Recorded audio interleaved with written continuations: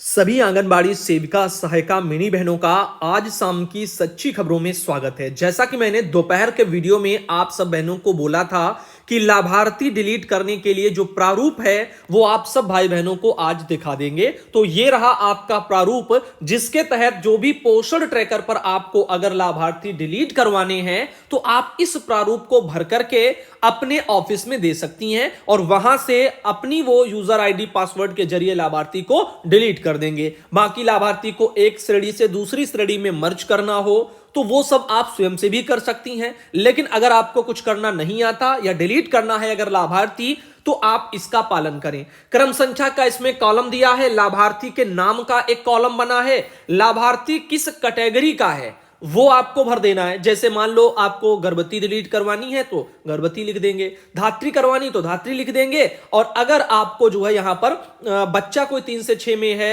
या फिर जो 6 माह से जो 3 वर्ष में है तो वो अपना अपना कैटेगरी भी लिख देना। या मान लो किशोरियों की अगर फीडिंग आपने की है, आप में मॉड्यूल आता है तो आप उसको डिलीट करवाना चाहें तो उसको भी कर सकती हैं। या अनाथ वालों का भी पहले आता था, तो अगर जो भी डिलीट करना हो, जिस भी कैटेगरी का करना हो, तो वो लाभार्थी की कैटेगरी यानी कि श्रेणी लिख देनी है। अब लाभार्थी का आधार संख्या लिख देना है, तो आधार संख्या जरूरी है, इस तरह से बस लिखना है और उन्होंने कहा है कि भेज दो। बाकी देखो लाभार्थी का नाम हो गया, लाभार्थी किस कैटेगरी का है वो भर देना है, और लाभार्थी का आधार संख्या। इतना तो खैर जरूरी है। अगर चाहें अपने विभागीय सुपरवाइजर से पूछ लें, अगर वो चाहें तो लाभार्थी के पिता या माता का नाम भी लिख देंगे तो और बेटर हो जाएगा सर्च करने में पता, क्योंकि एक ही नाम के कई बच्चे होते हैं लेकिन आधार संख्या अलग अलग होगी। अब चूंकि आधार संख्या बच्चों की तो बनी नहीं है, अब माँ बाप के लगे किसी किसी के, और तो इस तरह से दिक्कतें होती हैं। तो माता पिता का अगर नाम भी साथ में होगा मेरे ख्याल से कॉलम में तो और अच्छा रहेगा, पता चल जाएगा कि फलाने का ये लड़का है और वो दूसरे वाले फलाने का है। यानी कहने का मतलब एक ही नाम के अगर 2 बच्चे हैं तो उनके पिता के जरिए या माता के जरिए जो गार्जियंस में होंगे उनके थ्रू पता चल जाएगा। अब देखो और कौन सा आप डिलीट करवाना चाहती हैं। कार्यकर्ती का नाम, केंद्र का नाम, कार्यकर्ती का परिक्षेत्र और मोबाइल नंबर, परियोजना का नाम, ये सब भर करके इतना पूरा दिया जाता है। तो ये रहा आपका प्रारूप लाभार्थी डिलीट करने का। अब चलते हैं आपकी अन्य खबरों की तरफ। तो अब हम बात कर लेते हैं कई जिलों से और कई राज्यों से छुट्टी के जो आदेश अभी हाल फिलहाल में कल जारी हुए हैं। जिला कार्यक्रम अधिकारी सुल्तानपुर के उन्होंने 5 जनवरी को कल आदेश निकाला है। उन्होंने कहा कि 15 जनवरी तक आंगनबाड़ी केंद्रों का जो संचालन है वो यहां पर बंद रहेगा। कब तक? 15 जनवरी तक। तो उसके बाद आगे का आगे देखा जाएगा। 15 जनवरी तक सुल्तानपुर में आंगनबाड़ी केंद्रों की छुट्टियां हैं, लेकिन आंगनबाड़ी के केवल बच्चों की हैं। कार्यकर्ता बहनें अपने कार्यों को करती रहेंगी जैसे सब जिलों में होता है। अब देखो अगला लेटर है बालाघाट जिले से, यानी मध्य प्रदेश राज्य का मामला। तो मध्य प्रदेश के बालाघाट जिले में वहां से भी एक लेटर आया जिला कार्यक्रम अधिकारी का, और उन्होंने 5 तारीख को कल ही आदेश निकाला है। बालाघाट जिले में शीत ऋतु के प्रभाव से तापमान में गिरावट आ रही है, जिसके चलते यहां पर भी छुट्टियां बोली गई हैं 3 से 6 वर्ष वाले बच्चों की। तो ये छुट्टियां रहेंगी दरअसल आपकी 8 जनवरी तक। 6 जनवरी यानी आज से लेकर के 8 जनवरी तक के लिए बालाघाट में छुट्टियों के लिए बोला गया है।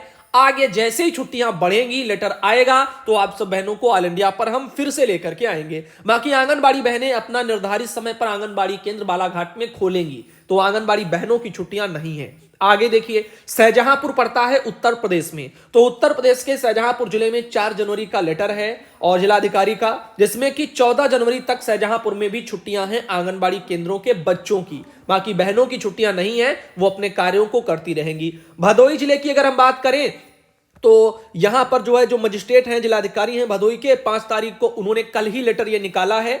यहां पर जो है जो भी सीबीएसई वाले हैं, आईएससी वाले बोर्ड वाले हैं, मदरसा वाले हैं, और इन सब में जो है लिखा गया है कि 7 जनवरी तक ये सब बंद रहेंगे। बाकी आंगनबाड़ी केंद्र का वहां पर डीएम ने जिक्र इसमें नहीं किया। आगे बरेली की अगर हम बात करें तो 5 जनवरी को कल बरेली में भी एक लेटर जारी हुआ जिलाधिकारी का बरेली से। यहां पर बरेली के जो जिलाधिकारी हैं जो है शिवाकांत द्विवेदी हैं, उन्होंने कहा है कि आंगनबाड़ी केंद्रों पर भी छुट्टियां रहेंगी, जैसे प्राथमिक विद्यालय और जूनियर हाई स्कूल वगैरह में छुट्टियां रहती हैं। तो जब तक देखो प्राथमिक विद्यालय बंद रहेंगे तब तक बरेली में आंगनबाड़ी केंद्र भी बंद रहेंगे, यानी बच्चों की छुट्टियां रहेंगी। बाकी कार्यकर्ता बहनें अपना कार्य करेंगी, टेक होम राशन का वितरण हो गया, जैसे जो भी गतिविधियां हो गई वो सब अपना मनाएंगी और करेंगी। तो बच्चों की छुट्टियां बरेली में हैं। अब चलते हैं आगे। अगला लेटर है मध्य प्रदेश राज्य के अशोकनगर जिले का।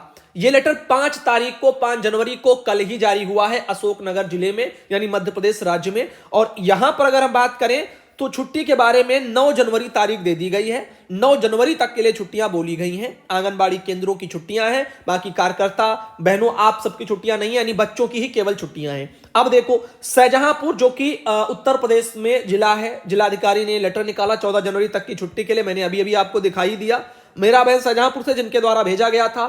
फिर देखो ये है बलरामपुर जिले के जिला कार्यक्रम अधिकारी, इन्होंने लेटर निकाला है कि 15 जनवरी तक के लिए बलरामपुर में आंगनबाड़ी केंद्रों पर बच्चों का छुट्टी रहेगा, कार्यकर्ता बहनों का छुट्टी नहीं है। तो बलरामपुर की आंगनबाड़ी बहनों 15 जनवरी तक के लिए बच्चों की छुट्टियां हैं। अब बात करते हैं बुलंदशहर की जिलाधिकारी ने, चंद्र प्रकाश सिंह हैं जिलाधिकारी बुलंदशहर के, 4 तारीख को लेटर निकाला था। यहां पर भी 3 से 6 वाले बच्चों की छुट्टियां हैं। जब तक प्राथमिक विद्यालय में बच्चों की छुट्टियां, तब तक इनकी भी छुट्टियां, बाकी कार्यकर्ता बहनें अपना कार्य करती रहेंगी। इधर बरेली की बात करें, जैसा कि मैंने अभी अभी बताया, बरेली का भी बता ही दिया। बहराइच का अभी भी मैंने बताया 9 जनवरी तक के लिए बहराइच में भी छुट्टियां आंगनबाड़ी केंद्रों के बच्चों की। जिला कार्यक्रम अधिकारी सहारनपुर, इनका 5 तारीख का कल का आदेश है, ये नया है, इसको देख लो। 7 जनवरी तक के लिए सहारनपुर में भी छुट्टियां हैं 3 से 6 वाले बच्चों की, यानी आंगनबाड़ी के बच्चों की। बाकी आंगनबाड़ी बहनों की छुट्टियां नहीं है। आगे देखेगा ये अशोकनगर का भी मैंने आपको बताया ही था, ये डबल आ गया है। आगे दिखाते सुल्तानपुर का, 5 जनवरी को कल सुल्तानपुर में भी छुट्टियों के लिए लेटर बोला गया है, यानी लेटर आ गया, छुट्टियां बोली गई हैं। 15 जनवरी तक के लिए सुल्तानपुर में भी छुट्टियां घोषित हैं। डीपीओ ने कह दिया है आंगनबाड़ी केंद्रों के बच्चों की छुट्टियां, लेकिन कार्यकर्ता बहनों की नहीं है। तो ये डबल लेटर लगा था। बाकी बात करते हैं मध्य प्रदेश के सीहोर जिले की। सीहोर जिला जो मध्य प्रदेश में है, वहां पर 7 जनवरी तक के लिए अवकाश घोषित है। ध्यान देना आंगनबाड़ी केंद्रों के बच्चों का। बाकी आंगनबाड़ी बहनों आप सबको अपने अपने वहां के जो कार्य हैं अन्य जिलों की भांति वो करवाए ही जाएंगे। बाराबंकी की बात करें तो 4 तारीख को जिलाधिकारी ने लेटर निकाला था। यहां पर जो है 7 जनवरी तक के लिए अवकाश घोषित किया गया था, लेकिन यहां पर अगर आप देखें तो आंगनबाड़ी केंद्रों का जिक्र नहीं था। आगे बात करते हैं महोबा की, जो कि जिला कार्यक्रम अधिकारी ने एक 5 तारीख को कल लेटर महोबा में भी जारी किया है। महोबा में भी आंगनबाड़ी केंद्रों की छुट्टियों की बात करें तो 15 जनवरी तक के लिए कर दी गई हैं, लेकिन आंगनबाड़ी बहनों की छुट्टियां नहीं है, तो केवल बच्चों को नहीं बुलाना है, यही ध्यान रखना है। तो 5 जनवरी महोबा में लेटर कल आ गया कि यहां पर 15 जनवरी तक के लिए छुट्टियां।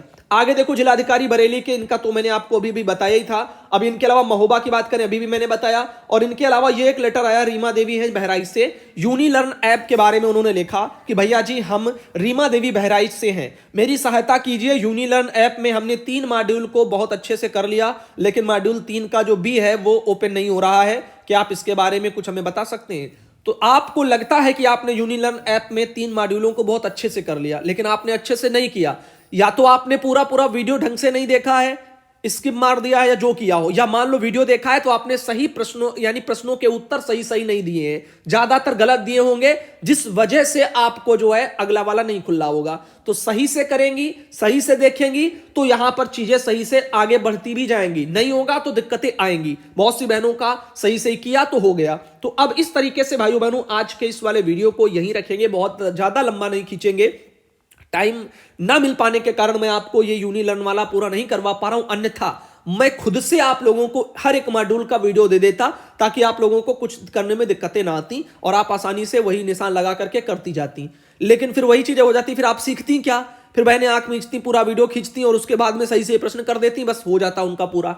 लेकिन ध्यान देना, तो पहले ध्यान से सुन लो, देख लो और फिर आराम से जो चीजों को करो, ताकि आपकी बेसिक नॉलेज भी मजबूत हो जाएगी। जो ज्ञान आप हासिल करेंगी वो आपके पास स्थायी तौर पर रहेगा, उसका आपको हर समय लाभ मिलेगा। तो इसीलिए मैं चाहता हूं कि आप स्वयं से कर लें अच्छे से देख करके, तो ज्यादा बेटर है। बाकी जब नहीं होगा तो बाद में करेंगे, अभी हमारा एग्जाम है जिस वजह से हम अपने भी काम में थोड़ा बिजी हैं। तो धन्यवाद भाइयों बहनों आज के इस वीडियो के लिए। अगले वीडियो में आप सबको फिर मिलेंगे।